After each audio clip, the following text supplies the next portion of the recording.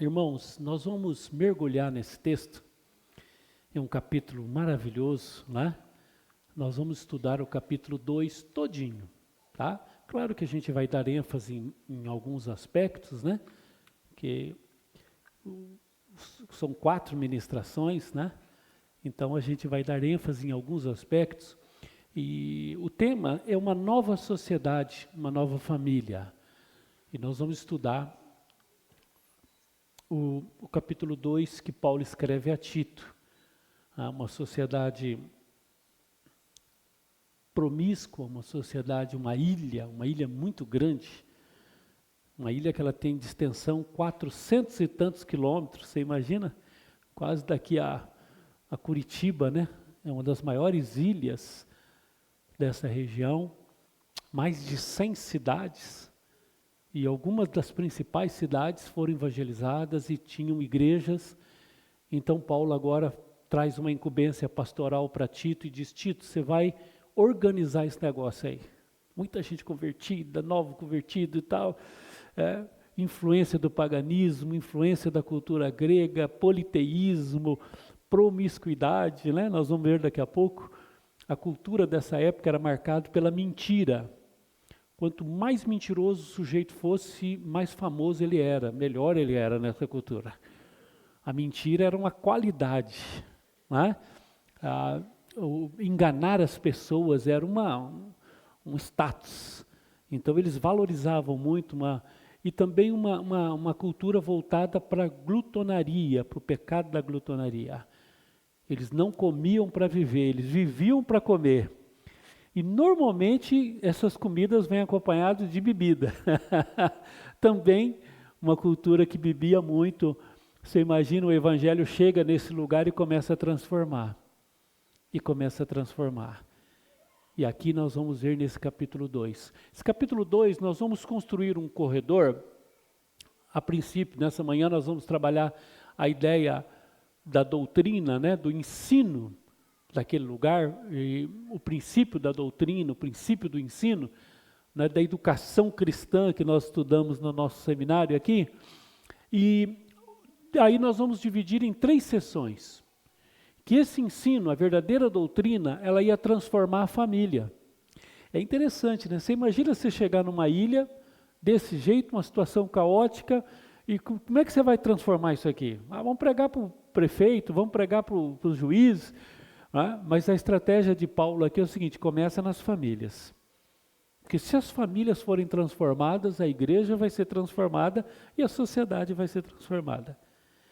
E aí Paulo vai dar uma palavra específica para os homens, para as mulheres e para os solteiros. E nós vamos ver, irmãos, que o alvo que Paulo coloca para os homens, hoje à noite aos homens, puxa, não devia ter falado, senão os homens vão querer faltar hoje à noite, né? Não deixe teu marido faltar hoje à noite não, viu? Hoje é para os homens. Vamos trazer alguns cadeados, fechar a porta ali, né? A hora que começar, Paulo... Mas é interessante, que vocês vão ver como que é diferente a visão que Paulo tem do homem transformado pelo Espírito, pela palavra, pela graça, né? É uma bênção essa vocação de ser homem. Depois ele vai falar sobre as mulheres e depois sobre os jovens. E quando nós estamos construindo esse corredor, irmãos, o desespero vai batendo porque você, homem, vai dizer: Senhor, eu não consigo. As mulheres vão dizer: Senhor, eu não consigo. Os jovens vão dizer: Senhor, tem misericórdia, eu não consigo. E aí que nós chegamos, né, no filé mignon, né? Vamos usar a linguagem dos frigoríficos aí, né, do açougue, né? Nós chegamos na picanha, né? No mel desse texto, que é a partir do verso 11, que ele vai falar sobre a graça capacitadora. Interessante, Tasker, que é um grande comentarista bíblico, ao compartilhar esse texto, ele diz que na visão dele, esse capítulo 2 é uma das maiores expressões da graça de Deus. Das melhores explicações sobre a graça de Deus estão contidas a partir do verso 11. Inclusive ele fala da graça capacitadora e da graça em 3 estágios, passado, presente e futuro, com a volta de Jesus. Então, esse estudo, você não pode perder nenhuma parte. Eu não estou falando isso só para que você venha, mas porque realmente eu gostaria que você viesse e você entendesse que a família depende da graça. Tem um alvo? Tem. Tem um padrão? Tem. Nós conseguimos naturalmente, humanamente falando? Não. Não conseguimos. Naturalmente, irmãos, com a minha força, com a sua força, nós não vamos conseguir. Né?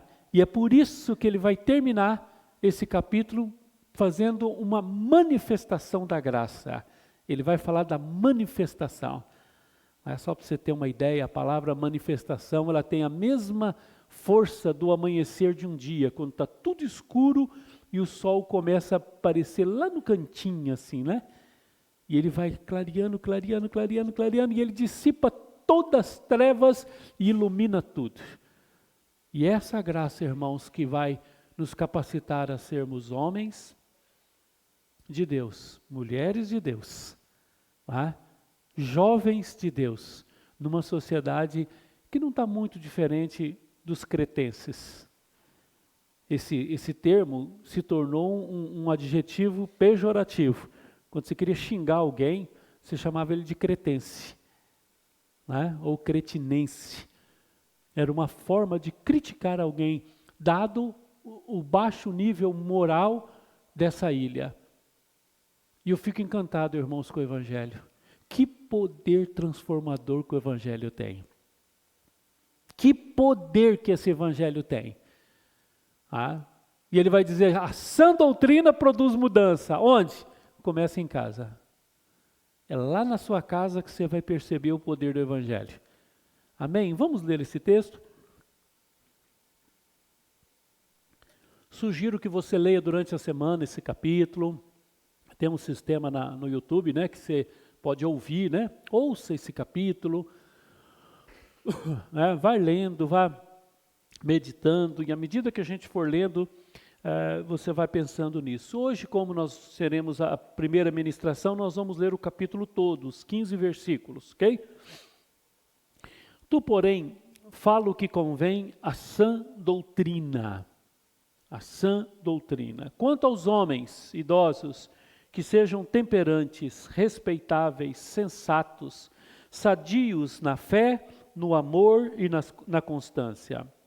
Quanto às mulheres idosas ou mulheres casadas, maduras, né, homens também, semelhantemente que sejam sérias em seu proceder, não caluniadoras, não escravizadas a muito vinho, que sejam mestras do bem, a fim de instruírem as jovens recém-casadas, a amarem ao seu marido e a seus filhos, a serem sensatas, honestas, boas donas de casa, bondosas, sujeitas ao marido, para que a palavra de Deus não seja difamada.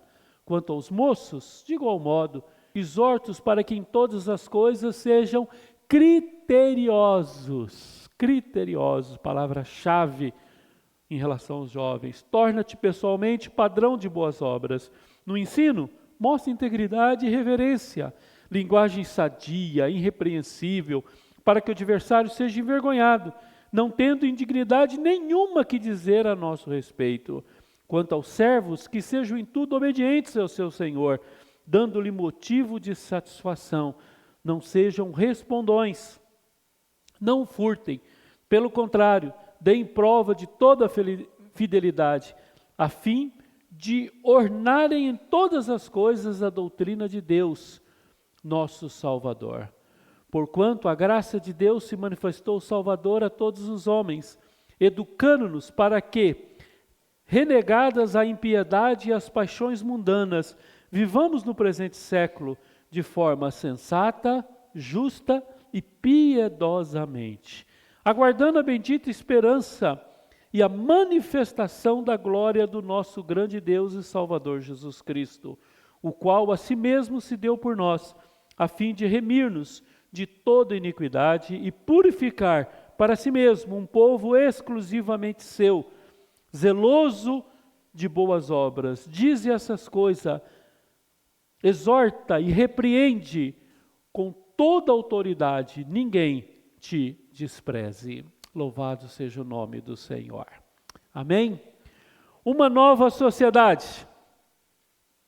uma nova sociedade, uma nova família. Os irmãos perceberam que nós vamos pular, né? Não vamos contemplar nesses 4 estudos a questão do trabalhador, da função de quem trabalha, né? Quem sabe, numa outra oportunidade, eu gosto muito de falar sobre a atividade, a função e o testemunho do cristão no trabalho. Irmãos, nos nossos dias, especialmente, só um parênteses, se você é empregado, você tem uma grande oportunidade de falar de Cristo na tua empresa, sendo um excelente funcionário. Um excelente. Nós temos um estudo que nós fazemos sobre a vida de José. José teve 4 empregos. Nos 4 ele deu testemunho. Motivação correta.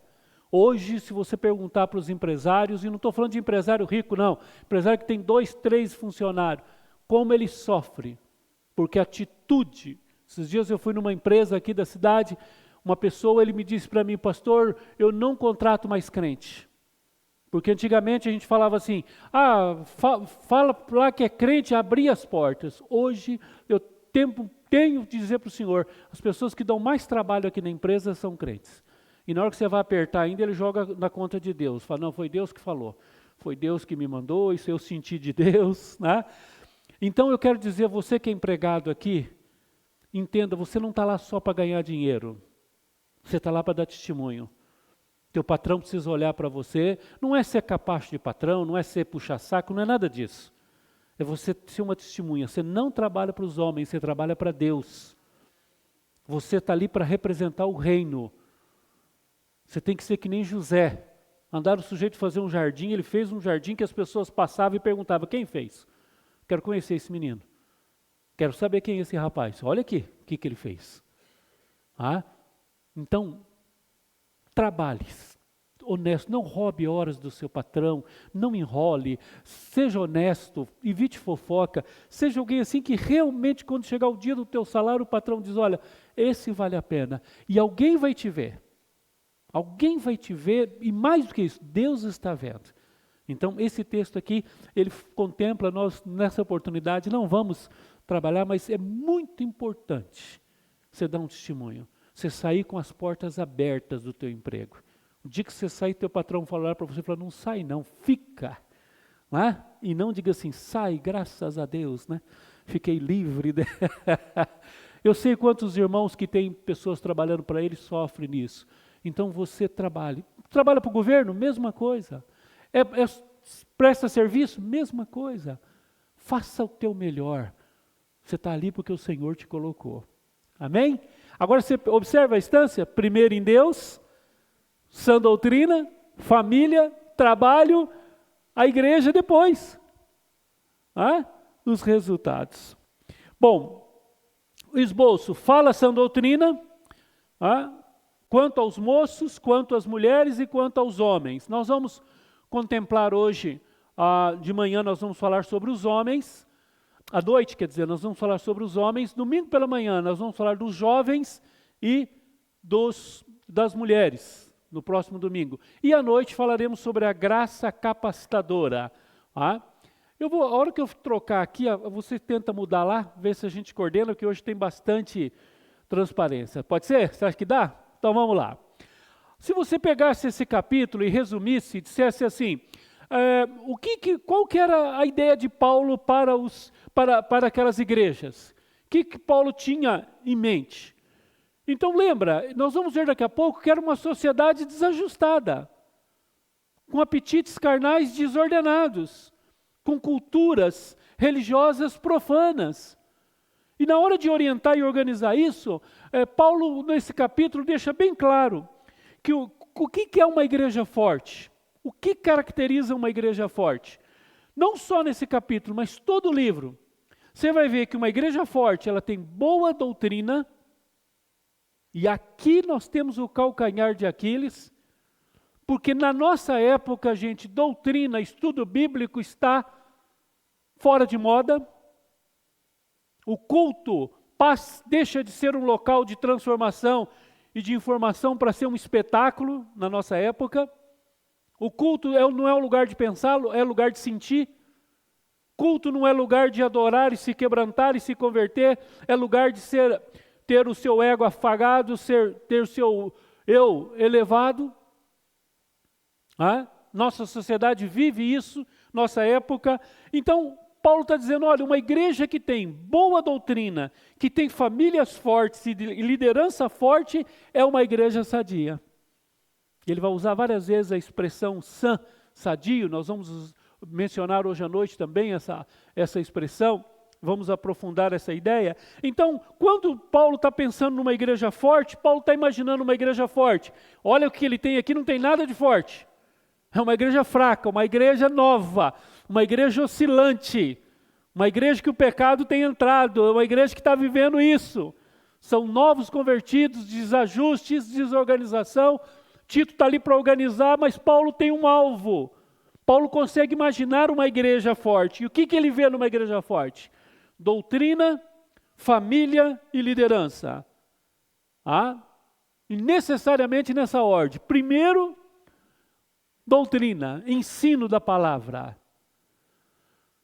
E aqui, irmãos, nós vamos ver que essa é a grande dificuldade hoje da nossa sociedade. Muito bem, vamos dar uma olhadinha num breve histórico aqui, só para a gente situar. Nós estamos aí por volta do ano 64. Paulo está na sua quarta viagem missionária. Tito, ele é um cristão, mas ele é gentio, ele não é de cultura judaica, ele é gentio. E ele recebe essa carta na ilha de Creta, onde ele é pastor, onde ele é o líder, e ele está ordenando as igrejas. A palavra ordenar significa pôr em ordem. E os temas tratados aqui, de modo geral, é liderança, doutrina, caráter do cristão, falsas profecias, são alguns dos temas que são tratados ali. Eu trouxe um mapa para a gente dar uma olhadinha. Esse mapa é interessante você observar, que lá em cima na Itália, você está vendo a Itália, Jerusalém? Você conseguiu olhar, dá para ver lá do fundo? Dá? Se você olhar onde está Jerusalém, então é uma rota marítima para ir para Roma. Só que o alvo de Paulo é a Espanha. Paulo tem um sonho de ir para a Espanha. Paulo tem um projeto pessoal, ele não chega aí. E ele precisaria muito da igreja de Roma. A igreja de Roma seria a sua base missionária, para dar apoio missionário financeiro, seria a base missionária dele, seria a agência missionária que ia enviá-lo para a Espanha. Esse era o projeto de Paulo. E nessa quarta viagem, então, ali ele passa pela ilha de Creta, olha ali, o caminho, a rota é ali. E essa ilha fica ali. É uma ilha muito grande, só para você ter uma ideia. É uma ilha do Mediterrâneo, pode passar. Ela tem 412 quilômetros de comprimento e 48 quilômetros de largura. Então ela é estreita, como vocês viram no mapa ali, mas muito longa. Ela tinha mais ou menos umas 100 cidades. Mais ou menos umas 100 cidades nessa ilha. É uma ilha muito grande. É uma ilha também de muita pesca, muito próspera. Um comércio de roupas, de questões de artesanato muito forte. Então era um lugar que corria muito dinheiro também. Os seus habitantes do primeiro século eram famosos por suas mentiras. Olha só, 4 credenciais desse lugar, 5. Mentira, imoralidade, violência, glutonaria e preguiça. Lugar bom para passear, né, gente? Você vai olhar um pouquinho, você percebe que esses traços culturais estão permeados na nossa cultura hoje? Você percebe que o brasileiro está imerso nesses traços? Vocês acham que mentira faz sucesso hoje?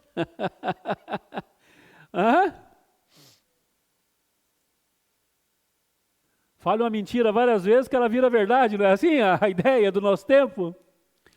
Imoralidade. O que é o carnaval no Brasil? A festa mais conhecida lá fora. É interessante que as autoridades são hipócritas, né? Eles exportam o carnaval como produto, as mulheres seminuas, e depois fica chateado que os turistas vêm para cá atrás de sexo. O que vocês anunciaram? O que vocês propagaram lá fora? É? Então, olha a nossa imoralidade, gente. Violência, marca da nossa sociedade. Né? Glutonaria. E aqui você tem que incluir bebida junto. A nossa cultura celebra comida e bebida. Você sabe que hoje, eu não sei se vocês convivem com pessoas não crentes, né? Eu jogo futebol num lugar onde 99% das pessoas não são evangélicas, e eu não participo de nada ali, termino o futebol, eu vou embora, eles têm cervejada, carne ali, tem a festa deles, e eu não participo, eles ficam abismados. E esses dias alguém perguntou para mim, pastor, mas o senhor não toma cerveja mesmo? O senhor não bebe? Eu falei, não. Mas como que pode não beber? É? Hoje você vai ter que explicar por que você não bebe. É? E o assunto é esse. Tomei tantas, né? E isso é festa, isso é alegria. Eu fico olhando e falo, meu Deus, que ponto que nós chegamos, né? Preguiça. Você acha que a nossa sociedade, pergunta para os empresários aí que tem bastante funcionário ou pouco funcionário, só para você ver como é que lida com as mães com os filhos adolescentes em casa. 10 da noite e não lavou a louça ainda, que era do almoço. Vai lavar a louça, vai lavar a louça. Não é assim? Bom, tanto que agir como cretense ou critinense tornou-se uma expressão idiomática que significa bancar o mentiroso, o imoral ou o mau caráter. Agora, eu fico olhando, gente, o poder desse evangelho. Eu fico imaginando, gente, a intrepidez, a audácia, o poder do Espírito Santo na vida desses homens, chegando nesse lugar, pregando o evangelho, dizendo, esse lugar vai mudar, essas pessoas vão mudar, o poder de Deus vai alcançar essas pessoas, elas serão transformadas. Irmãos, é esse evangelho que nós cremos. É esse evangelho que nós cremos, que transforma. Que transforma. Resumindo, Paulo escreveu uma carta mais ou menos no ano 63, como eu já disse, em Corinto, destino, essas pessoas teriam que passar por Creta. Paulo estava planejando no inverno em Nicópolis, a oeste da Grécia, e pediu a Tito, nesta carta, que se juntasse a ele, para que fosse substituído por Artemis ou Tíquico. Paulo estaria planejando deixar esse lugar para ir para a Espanha na primavera, e ele queria ser útil colaborador de Tito, que esse útil colaborador de Tito o acompanhasse. Bom, isso é um resumo histórico, só para a gente entender que a estratégia de Paulo, ele pegava lugares importantes, lugares específicos, colocava pessoas estratégicas nesse lugar, e ele dava supervisão. Você fica olhando a liderança de Paulo, né? Você pega a carta de 2 Timóteo, a última carta, ele está para morrer, e ele está cuidando da igreja ainda. Tem isso, cuidado com aquilo, cuida de você e tal. Tal era o comprometimento da liderança de Paulo. Né? Pode passar. Homero vai dizer que essa cidade tinha, essa ilha tinha mais ou menos 100 cidades. Não se sabe quantas igrejas tinham. Quantas dessas 100 cidades tinham igrejas? Só se sabe que não eram poucas. Não eram poucas, né? Esses lugares foram ocupados provavelmente depois da descida do Espírito Santo, né, do Pentecoste. Muitos fugiram, foram perseguidos, e muitos desses lugares receberam cristãos. Né? E essas pessoas começaram a pregar esse evangelho. Agora só se sabe que eram centros de atividade econômica, administrativa, palácios e um comércio muito forte. Daí a importância e a preocupação de Paulo com esse lugar. Vamos lá, vamos tratar da primeira parte, fala a sã doutrina. Hoje nós vamos nos deter nesse versículo. Tu, porém, fala o que convém à sã doutrina. Fala o que convém à sã doutrina. Bom, vamos pensar um pouquinho, vamos fazer um paralelo com a nossa realidade, porque nós temos algumas marcas na nossa realidade que resistem à doutrina. Você já viu pessoas falarem assim? Ah, não, gente, esse negócio de teologia, de doutrina, de Bíblia, e aprofundar muito, sempre para os pastores, para os teólogos, né? Eu não, eu quero a experiência com o Espírito Santo, eu quero falar em línguas, eu quero ver anjo, eu quero ter uma experiência com Deus, mas eu não quero esse negócio de doutrina. Isso aí eu não quero saber nada disso aí, né? Não quero estudar nada, não quero. A outra ideia que as pessoas têm, e usa de forma errada aquele texto que diz que a letra mata, mas o espírito vivifica.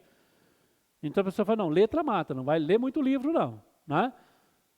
Os irmãos sabem, tem uma denominação no Brasil que ensina isso, que ninguém deve ler nada, não deve estudar nada. E isso é muito forte na nossa cultura. Sem contar a própria contribuição da igreja romana no Brasil, de que só o padre tem capacidade de interpretar a Bíblia. E eu cresci dentro da igreja católica, eu lembro da minha mãe falando isso. A primeira vez que surgiu uma Bíblia, os parentes ficaram apavorados, disseram, não pode ter Bíblia. Bíblia a gente não sabe ler, isso é um perigo, isso tem que ficar só na mão dos padres que tem estudo. Então, esse conceito, gente, ainda permeia o nosso meio. Muitos crentes têm medo de doutrina, têm medo de estudar a Bíblia, têm medo de ler bons livros. E aqui, quando Paulo vai conversar com esse líder, com Tito, ele diz, olha, sã doutrina. Não tenha medo de doutrina, não tenha medo de estudar as Escrituras. Deixa eu te falar uma coisa que muita gente pensa que é diferente. A Bíblia foi escrita para você. Bíblia não foi escrita para teólogo, para erudito. O erudito pode ler. Mas a Bíblia foi feita para mim e para você. Isso aqui é o pão vivo que caiu do céu, que desceu do céu. É o verbo encarnado, é a palavra de Deus. Nós podemos ler a Bíblia, você pode estudar a Bíblia. E o Espírito Santo vai te dirigir no estudo da palavra. E a igreja precisa ter um ministério de ensino forte. A igreja precisa pensar a sua educação cristã, como nós acabamos de estudar no nosso tempo. Mas, infelizmente, nós temos algumas marcas na nossa sociedade que impede isso. Tem bastante coisa aqui, mas a gente vai tentar resumir, para a gente ser um pouco mais específico. A nossa sociedade, gente, ela é marcada pela busca da felicidade. Nós já falamos isso, é uma sociedade que a gente chama de hedonista. O que significa isso? É que a nossa sociedade, do ponto de vista emocional, ela é infantilizada. É uma sociedade que ela só quer fazer o que ela gosta, só o que ela quer. Esse é o grande drama das famílias hoje com os filhos. As questões de disciplina, as questões que você precisa fazer, nós não temos resistência. Nós somos guiados pela lei do menor esforço.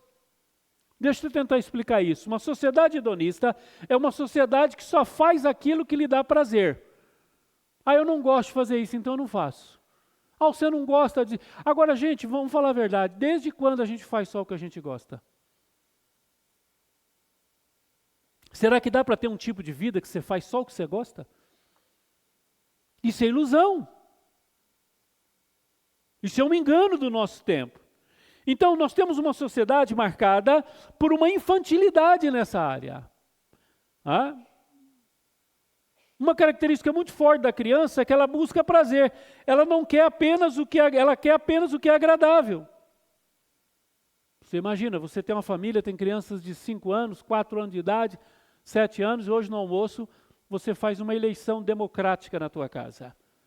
Você coloca lá uma tigela de couve, uma de brócoli, outra de batatinha, carne, e do outro lado você coloca suspiro, sorvete e torta de chocolate. E você diz, olha, vocês podem escolher, vocês comam o que vocês têm vontade. Até nós, né, gente? Se puder escolher, não precisa ser criança, Agora, o que uma criança precisa comer? O que o paladar pede, o que os olhos chamam, ou o que o teu corpo precisa? Eu vou dar um breve testemunho aqui para a glória de Deus. Alguns irmãos sabem, Em fevereiro eu tive um exame médico e a minha glicose estava subindo. E eu assustei, apavorei, né? Bateu o exame lá que eu olhei, 125, eu falei, Jesus amado. Eu já tenho um histórico cardíaco, os irmãos sabem. E aí eu comecei, falei, não, preciso tomar uma posição na minha vida. E nós temos uma pessoa próxima da família, lá de Maringá, que é nutricionista, né, uma pessoa muito querida nossa. E eu liguei, né, batendo papo, contando para ela, disse, pastor, o senhor tem que, olha, isso é perigoso, o senhor está mexendo com fogo. E aí eu comecei a fazer aquela lamúria, né, de um hedonista, né. Falei, pois é, mas eu queria que você passasse um cardápio para mim, mas deixa eu te falar uma coisa, eu não fico sem pão, eu não fico sem doce, eu não fico sem sorvete, eu não fico sem tomar café com açúcar, eu não consigo.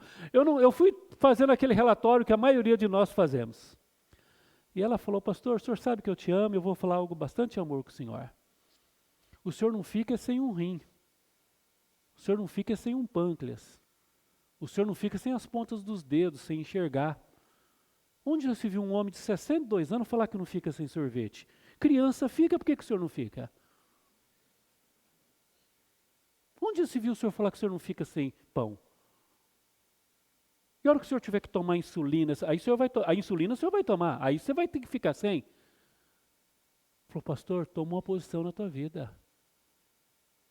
Irmãos, aquela palavra foi de Deus para a minha vida. Confesso que na hora vem um ódiozinho assim, né? O que você tem com isso, né? Que besteira que eu fui ligar para você. Falei, mas graças a Deus. Eu digo hoje para a glória de Deus, irmãos, eu dou esse testemunho para animar os irmãos. Minha glicose hoje está 85. E foram-se aí quase 17 quilos. E eu me vi nessa situação que a nossa sociedade hoje vive. Fazer só o que gosta. Eu não gosto de academia, mas quem disse que você vai na academia para lazer? Lazer é outra coisa. Você faz porque você precisa. Sem músculo, depois de 60 anos, você não vai viver. Você vai querer dar trabalho para os outros? O que você quer da tua vida? Irmãos, eu estou dando um exemplo pessoal aqui, eu não gosto muito de fazer isso, e estou contando que isso eu estou no começo da luta. Estou no começo da luta, o desafio da minha vida hoje é esse, físico. Por quê? Porque nós vivemos numa sociedade, e aí o mercado fica tentando mascarar, para tentar adular gente mal resolvida. Então nós temos um doce aqui que não tem açúcar e tal, mas é cheio de sódio. Mas tem um pão aqui, mas é cheio de não sei o quê. Por quê? Porque nós não vivemos sem prazer. Ora, irmãos, o nosso prazer está na comida. Nós somos cretinenses, nós vivemos a época da glutonaria. Nosso prazer tem que estar no Senhor, irmãos. Na nossa vida com Deus, na nossa adoração. Então, uma sociedade hedonista é uma sociedade que só faz aquilo que gosta. E quando vem doutrina, e vem confronto, e vem palavra que questiona, ele muda de igreja. Não, eu quero numa igreja que eu me sinto bem, eu quero numa igreja que eu saio de lá leve, para chegar quase dormindo em casa e na segunda-feira já está bem para trabalhar. Agora eu vou num lugar para eu apanhar, para a turma falar que eu preciso mudar. Do que se espera de adulto? Do adulto se espera responsabilidade. Trocar fralda, limpar bebê, não é coisa mais cheirosa do mundo, mas as mães fazem porque precisa. A gente não faz só o que a gente gosta, a gente faz o que a gente precisa. Ser adulto é saber que a vida é algo mais do que prazer. E isso, irmãos, está na contramão da nossa sociedade hoje. Hoje é só prazer, a sociedade só quer prazer. Você já viu a expressão, todo homem tem direito à felicidade? Vocês sabem que eu e a Vera, quando trabalhamos com casais, você sabe qual que é a maior desculpa que as pessoas dão para divorciar? Falou, pastor, eu vou falar a verdade para o senhor, meu casamento não traz mais felicidade, a gente não está feliz nessa relação. Agora eu pergunto para vocês, aonde que está na Bíblia, diz assim, casarás e será feliz para sempre no casamento? Aonde que está isso na Bíblia? Onde que a Bíblia diz assim, o casamento é a maior fonte de felicidade do mundo? Solteiro é triste, casado é feliz porque é casado. Aonde que está isso? A Bíblia diz que a nossa fonte de alegria é Cristo. é ter os nossos pecados perdoados, é ter o nosso nome no livro da vida, é ser fiel até a morte. É esse o nosso chamado. Mas a nossa sociedade, ela faz o que é felicidade. O que é felicidade? Depende. Para um viciado é uma pedra de crack. Isso é felicidade. Felicidade e liberdade é a propaganda da nossa época. Vocês acham que as pessoas querem uma igreja que o corredor é estreito? Que tem disciplina, que tem princípio? Não, eles querem uma igreja que fale de prosperidade, que fale de alegria, que fala que você vai ser uma bênção. Esse tempo em Maringá eu fiquei bobo de ver. O sujeito largou a esposa, casou com a secretária, juntou com a secretária. E eu encontrei e falei, o que aconteceu? Ele falou, pastor, não dá e tal. Eu falei, e o teu pastor? Ele falou, não, nós mudamos de igreja. O pastor lá é muito, muito radical, ele não entendeu o meu momento. Eu estou naquela outra igreja lá, nossa, precisa de ver. Quando eu entrei lá, o pastor olhou e falou assim, essa mulher aí é de Deus. A que você tinha não era não, mas essa aí... Coincidentemente, o dízimo dele é alto, né? Queria ver se fosse um pobre, se ele falava isso, né? As pessoas não querem lugar que tenha regras. Há uma resistência. Você já viu? Isso é infantilidade. Já viu criança falando? Eu gosto muito da casa do meu avô. Eu amo a casa do meu avô. Por quê? Meu avô deixa eu fazer o que eu quero. Não é? Para a criança está certo. O pai e a mãe tem que ser duro, tem que estar regra, princípio. Chega no vô, pode tudo, come, faz, tudo que você quer. O que é felicidade, irmãos? Para um sádico é causar dor em alguém. O que é felicidade? O alvo da vida é ser feliz. Isso explica o caos do mundo que nós estamos vivendo hoje. Todo mundo quer ser feliz. Como? O egoísmo, a indiferença aos sofredores, o luxo diante da fome alheia. Um lar desfeito, porque o marido acha que tem o direito de ser feliz e larga a esposa e filhos para viver uma aventura amorosa em nome da sua felicidade.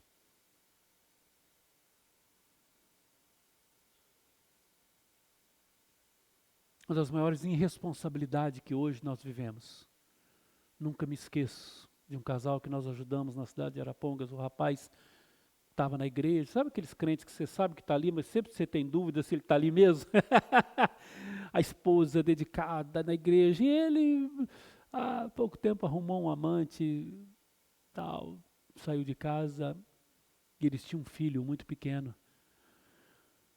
E ele foi fazendo as malas e colocando a roupa na mala, e gritando e falando que ele tem que ser feliz, que ele estava infeliz ali, que ele tinha direito à felicidade, e jogando a roupa dentro da mala, e a criança chorando e tirando a roupa da mala dele, até que ele empurrou essa criança, pegou as malas e foi embora.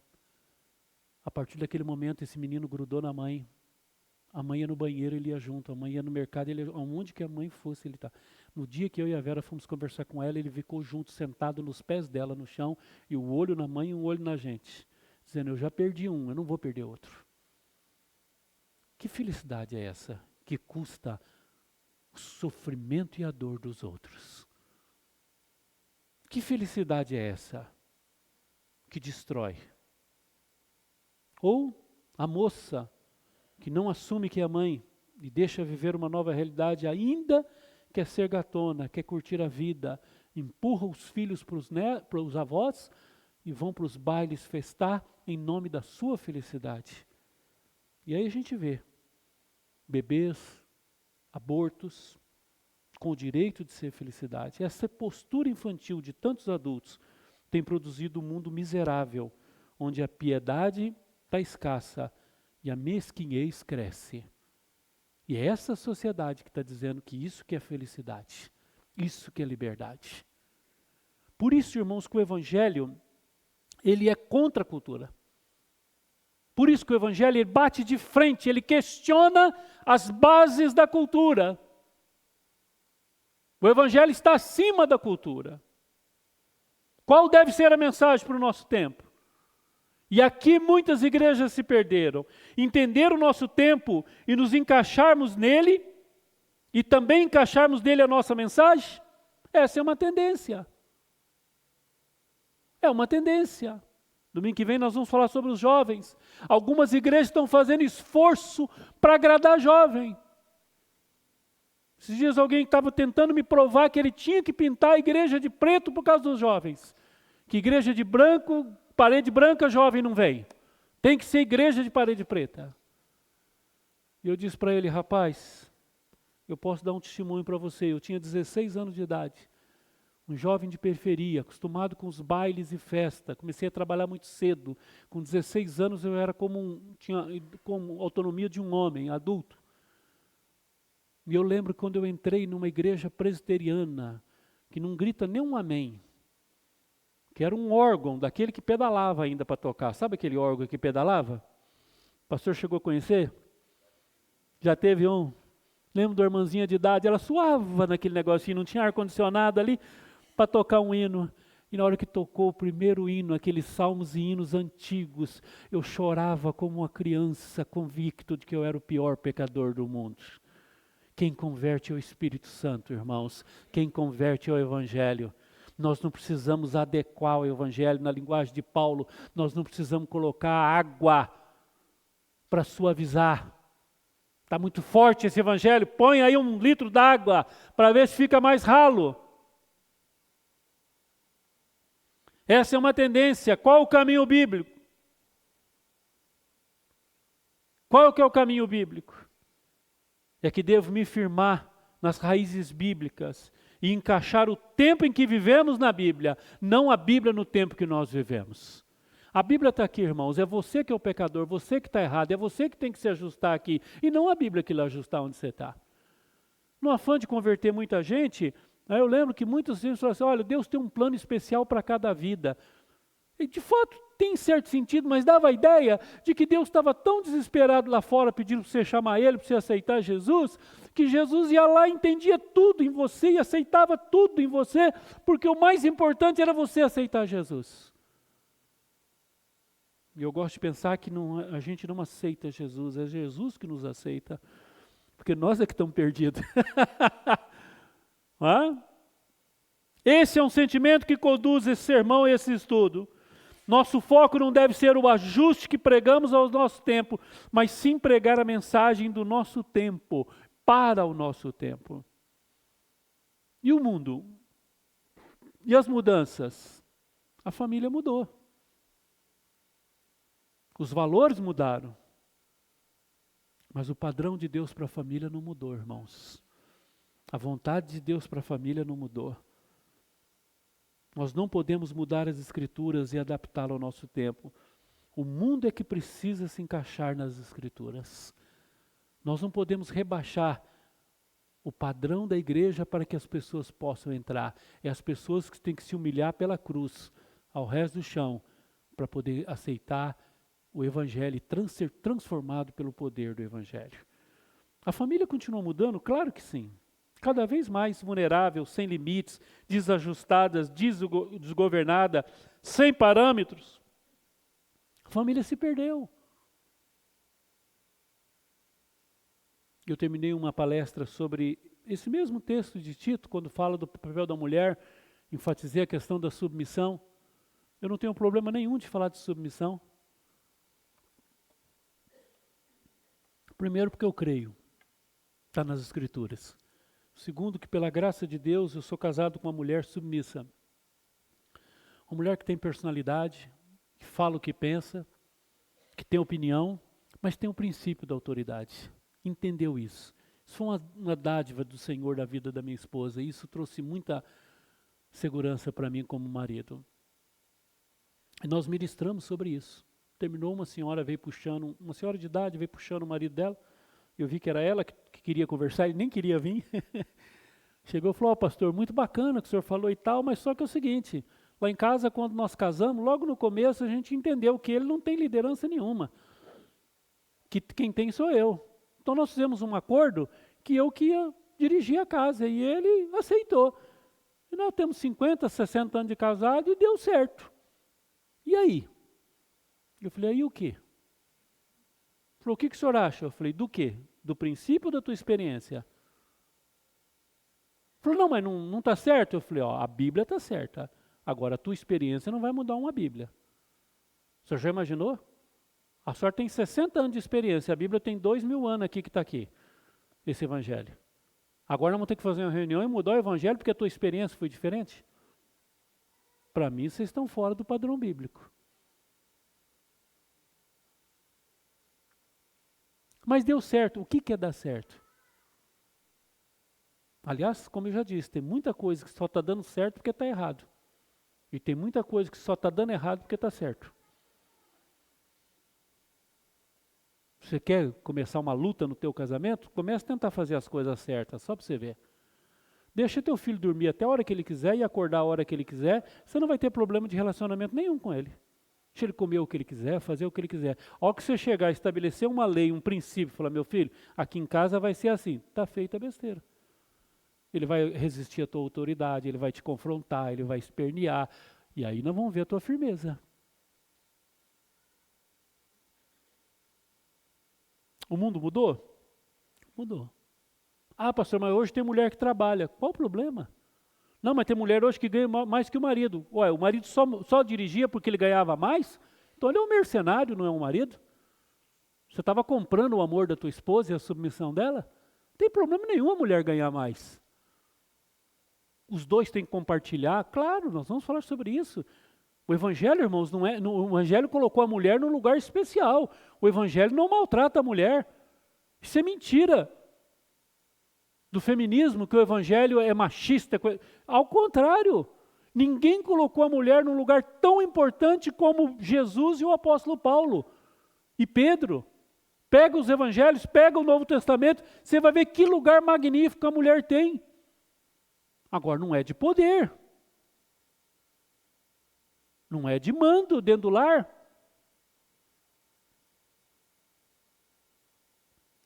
O fato é que a nossa sociedade se perdeu. O fato é isso. Mas o conteúdo independe do tempo. E eu fico olhando para esse evangelho aqui, que mudou essa ilha inteira. Muitos foram transformados, uma igreja forte se fez. Para quem? Para judeus e gregos. Tanto judeus como gregos tinham o impacto do mesmo evangelho. Era o mesmo evangelho, seu teor não fazia sentido para qualquer um dos grupos. Tanto judeus como gentios olhavam para o evangelho e diziam, não concordo, não aceito, é contra a nossa cultura. Mas isso não abateu a igreja, irmãos. Ela não teve dois evangelhos, um para a cultura judaica. Né? Esses dias um pastor estava me falando que para trabalhar com os jovens hoje você precisa ser mais maleável. Eu falei, em qual aspecto? Ele falou, por exemplo, pastor, hoje você não pode pedir para um jovem da igreja que estão namorando não ter relações sexuais. Hoje é normal. Todos os namorados hoje, a dúvida é se vai ter relação no primeiro ou no segundo encontro. Mas do terceiro não passa. Então o mais certo é a gente orientar os pais para deixar eles fazerem dentro de casa. Trazer o rapaz para dormir. Isso é um pastor de jovens de uma igreja. As coisas mudaram. Irmãos, nós temos uma notícia muito boa nessa manhã. O evangelho não mudou. O evangelho não mudou. E cada um é responsável diante de Deus por aquilo que ensina, por aquilo que prega. Por isso que Paulo disse para Tito, prega sã doutrina. Fica firme. Vai ter gente que vai espernear, vai ter gente que vai trazer a cultura do paganismo, promiscuidade, glutonaria, seja o que for. Fica firme com esse evangelho. E hoje? A preocupação de muitos pregadores é tornar o evangelho palatável. Querem fazer com que o evangelho tenha sentido para o homem pecador. Mas ele continua sem sentido para o pecador, a não ser que o pecador se arrependa. Alguns anos atrás, a revista Veja trouxe uma reportagem sobre a igreja que mais cresce nos Estados Unidos. É uma igreja muito grande e o segredo dessa igreja, ela não fala sobre pecado. Ela só fala do amor de Deus. Todas as músicas é do amor de Deus, todas as pregações é do amor de Deus. E aí o entrevistador foi falar com esse pastor e disse, mas por que vocês não falam de pecado? Ele disse, pastor, o mundo já critica tanto, tem tanta igreja criticando, não precisamos falar só do amor de Deus, aqui é só o amor de Deus. Obviamente que essa igreja estava lotada de pessoas em pecado, mas dizendo, Deus me ama, isso que é o mais importante. Será que nós precisamos adoçar esse evangelho? Qual que é a nossa tarefa? Nossa tarefa, irmãos, é pregar esse evangelho, na convicção de que o Espírito Santo tem poder para convencer o mundo do pecado, da justiça e do juízo. Deus pode fazer isso. Nossa tarefa não é tornar a nossa mensagem aceitável, é pregar a mesma mensagem, apesar dela parecer inaceitável. O evangelho não pode ser adaptado. Prega a sã doutrina, a necessidade de uma teologia sadia. A igreja carece, irmãos, de uma teologia sadia. Vivemos numa sociedade que nega valores. Nós vivemos numa sociedade onde a verdade é subjetiva, onde tudo é relativo. Sabe o que acontece? Por falta de parâmetros, as pessoas estão inseguras.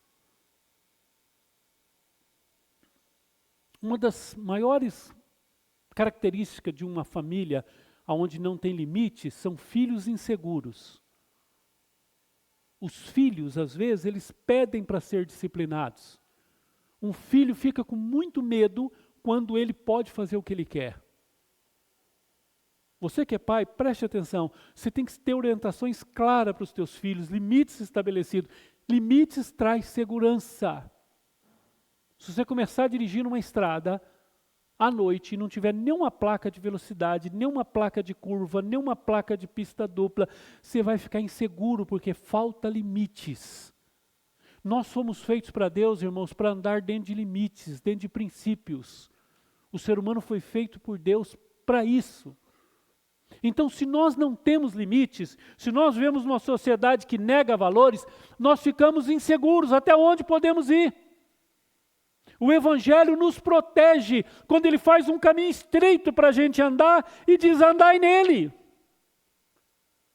Os irmãos percebem que os 10 mandamentos, por exemplo, são 10 atos de amor de um pai cuidadoso com o seu filho, que protege o seu filho com regras definidas. O evangelho de regras, o evangelho de princípios, o evangelho de limites, ele é maravilhoso. Você diz, até aqui eu posso ir, mas daqui para frente eu não posso, porque Deus disse não.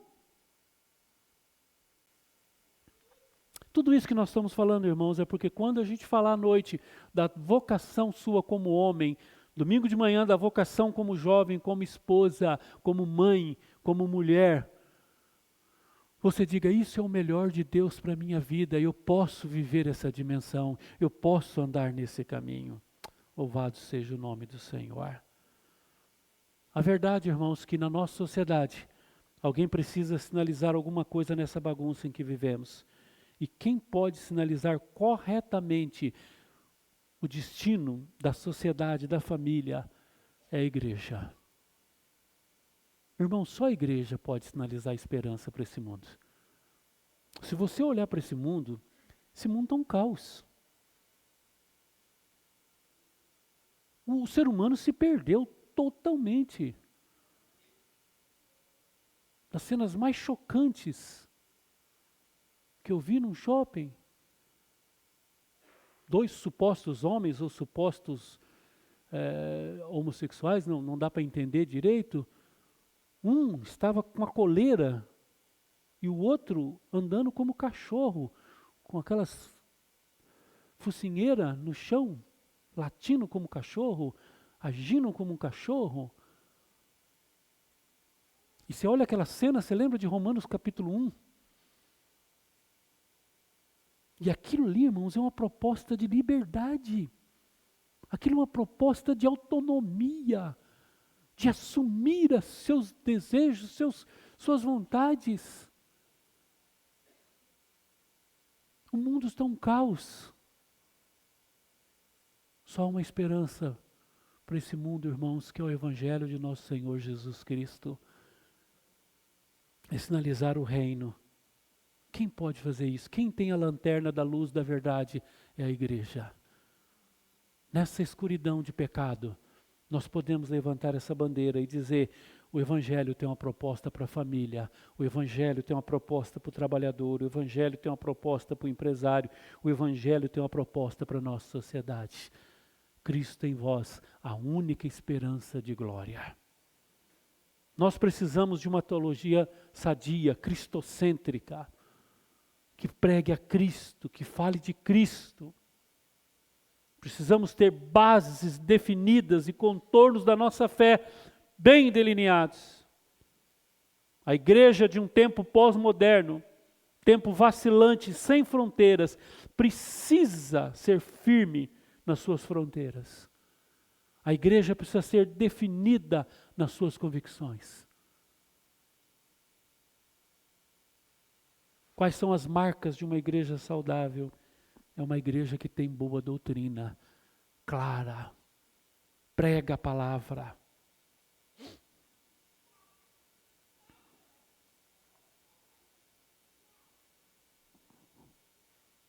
Hoje, irmãos, nós vivemos um tempo, pode passar mais um, que as pessoas gostam de ser dirigidas por sentimentos. As pessoas têm percepções parciais e ditam isso como normas. Até mesmo algumas igrejas, tidas como tradicionais ou históricas, né? Muitas pessoas são dirigidas por eu sentir no meu coração. Você já viu essa expressão? Eu até arrepio quando alguém fala assim: pastor, eu senti no meu coração. Porque a Bíblia diz que o nosso coração é o quê? Hã? O que ele é? E corrupto. A pessoa, você falou, estou confiando numa pessoa, só que ele tem 2 detalhezinhos. Ele é enganoso e ele é corrupto. Mas eu estou confiando nele. Acho que dessa vez ele vai. Eu senti. Um tempo atrás estava tentando ajudar um casal e a mulher disse: olha, pastor, surgiu uma situação lá e eu senti no meu coração de pegar um dinheiro escondido do meu marido e fazer aquilo lá que precisava fazer. Eu tive paz naquilo, eu senti. Eu falei: irmã, como que você tem paz num pecado? A tua primeira fidelidade é a Deus e a teu marido. Como é que você engana teu marido para ajudar alguém e faz isso em nome de uma suposta paz que você sentiu? Essa paz pode ter vindo de qualquer lugar, menos do Espírito Santo. Eu senti. O que você sentiu? Eu sinto. Geralmente é introduzida uma observação da pessoa em defesa de alguma verdade dela, algum pecado dela. Ah, pastor, mas eu sinto. Tá certo, tem hora que Deus fala ao nosso coração, né? Deus inclina o nosso coração, mas eu diria para você, meu irmão, o que é mais? Se você estivesse no meio de um mar, à noite, numa tempestade, dirigindo um barco com a tua família, você iria por uma bússola ou por onde você sente que é certo? Não, eu estou sentindo que é por aqui. Aqui tem mais neblina que aqui. Não, peraí, o que você sente não interessa. Vamos pegar uma bússola aqui? Vamos pegar um computador aqui? Irmãos, a Bíblia é a nossa bússola. Nós estamos no meio de uma tempestade. Nós estamos à noite, numa noite meio de trevas. Nós estamos vivendo uma hora terrível na nossa sociedade. Nós precisamos ser dirigidos pela palavra. Cuidado com esse sentimismo aí. Cuidado. Sentismo e achismo. 2 doutrinas que dirigem o povo de Deus hoje. São 2 vertentes hermenêuticas fortíssimas. Ah, mas eu sinto isso, eu acho isso. Precisamos restaurar a objetividade do ensino das Escrituras. Nosso sentimento deve ser subordinado à palavra. O que eu creio? Eu creio nisso. Isso aqui é um princípio de Deus. Sentir e não pensar. As pessoas vêm para o culto para sentir, não para pensar. Querem ser dirigidas pelas emoções, não por princípios. Eu não sinto. Tu, porém, prega a sã doutrina. Somos chamados para ser diferente. E nós vamos ver hoje à noite, irmãos, que essa doutrina, quando Paulo estava dizendo, Tito, a hora que você começar a pregar a Bíblia de verdade mesmo, você começar a falar só da palavra, você vai ver que as pessoas serão transformadas. E talvez num diálogo que eu estou imaginando aqui, Tito pergunte para Paulo assim, ô Paulo, e como é que eu vou perceber assim, aonde que isso vai estar mudando?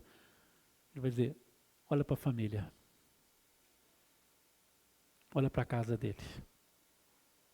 Está mudando lá em casa? Esses dias um conhecido nosso, muito querido, falou, pastor, eu fui subir a montanha e eu voltei transformado. E a mulher dele estava do lado, eu disse para ela, irmão, o que ele mudou de fato dentro de casa? Não, eu vou falar. Eu falei, não, você não, é ela que tem que falar. Você quer saber se você está mudando dentro de casa, se você está dando um bom testemunho dentro de casa? Não fala você não, pergunta para tua esposa, pergunta para o teu marido, pergunta para os seus filhos. É eles que dão testemunho daquilo que Deus está fazendo na tua vida. Irmãos, nós precisamos restaurar o valor das Escrituras na nossa vida. Nós precisamos entender isso. A sã doutrina, palavra, mergulhe na Bíblia, se jogue, confie. Amém? Quanto aos homens, à noite. À noite o Evangelho vai dizer do homem. Leia hoje, vá pensando já.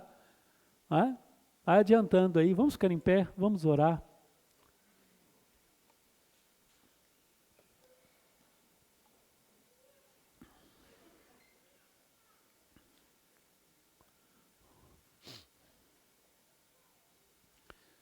Talvez nessa manhã você possa dizer, Senhor, eu quero ser dirigido pela Tua Palavra, eu quero me ajustar à Tua Palavra. Eu quero que tudo que está errado na minha vida possa ser transformado pela Tua Palavra. Eu quero que o crivo da mudança e das minhas decisões, o termômetro da minha fé, Senhor, eu quero ser aferido pela Palavra.